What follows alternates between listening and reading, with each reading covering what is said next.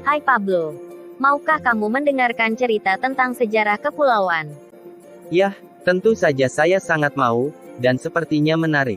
Baiklah, saya akan menceritakannya agar pengetahuan kita tentang sejarah dapat bertambah. Yah, ceritakanlah. Saya sangat penasaran dan ingin tahu tentang sejarah kepulauan. Provinsi Maluku memiliki 9 kabupaten. Salah satu kabupatennya yaitu Maluku Tengah. Ibu kota dari kabupaten ini terletak di Masohi. Dan sebagian wilayahnya di Pulau Seram, Kecamatan Amahai dan Tehoru, serta kota Masohi.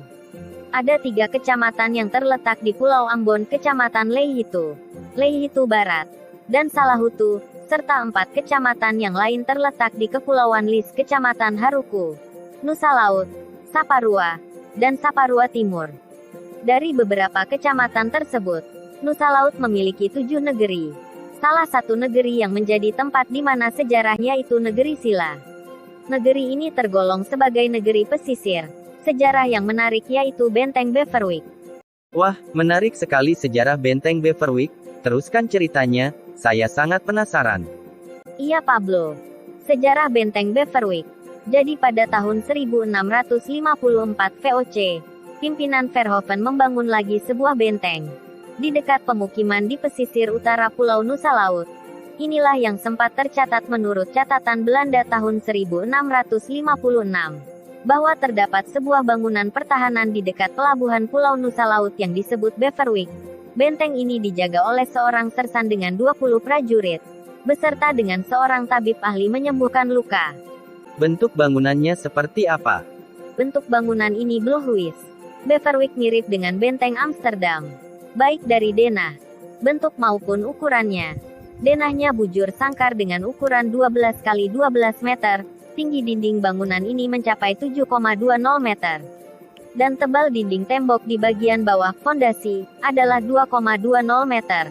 Sedangkan dinding tembok di atasnya sampai dengan ketinggian 3,40 atau sampai dengan bekas pasangan balok lantai 2 tebalnya 2,10 meter. Sementara dinding tembok di lantai 3 yang tingginya dari batas lantai 1,25 meter, serta memiliki tebal 1,05 meter. Namun sekarang benteng ini hanya menyisakan reruntuhan Blauhuis persegi dan reruntuhan dinding keliling. Belum selesai sampai di situ Pablo. Apakah masih ada yang menarik? Yah, tentu saja. Karena pada tanggal 17 November tahun 1817 Kapitan Paulus Tiahahu, seorang penduduk Nusa Laut, dibunuh di depan benteng ini yang disaksikan oleh rakyat serta keluarganya. Namun pada tahun 1817 ini juga, benteng Beverwyck berhasil direbut oleh rakyat Nusa Laut. Semua penghuni benteng ini dibunuh, kecuali seorang kopral Belanda dan 2 orang prajurit berdarah Jawa. Sejarahnya Benteng Beverwyck memiliki kisah kelam, akan sebuah perjuangan. Iya Pablo. Selain perjuangan, rasa sakit hati, dan kesedihan dari seorang anak karena benteng ini menjadi saksi bisu pembantaian sang ayah di hadapan anak gadisnya yang didampingi para pengikutnya pada akhir tahun 1817.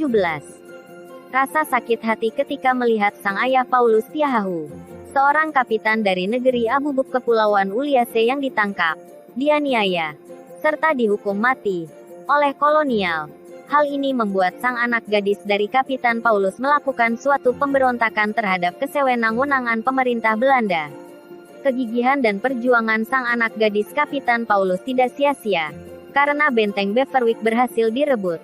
Akhirnya ia dikenal sebagai Sri Kandi dari Maluku. Christina Marta Tiahahu kini ia diabadikan menjadi salah satu ikon kota Ambon, yang berdiri di puncak Karang Panjang, yang menghadap ke Teluk Ambon. Dari kegigihan dan perjuangan sang gadis ini, pemerintah Indonesia menganugerahi gelar pahlawan kemerdekaan Indonesia pada tanggal 20 Mei tahun 1969. Itulah cerita sejarah tentang Benteng Beverwyck yang dapat saya ceritakan, untuk menambah pengetahuan kita. Terima kasih Lita.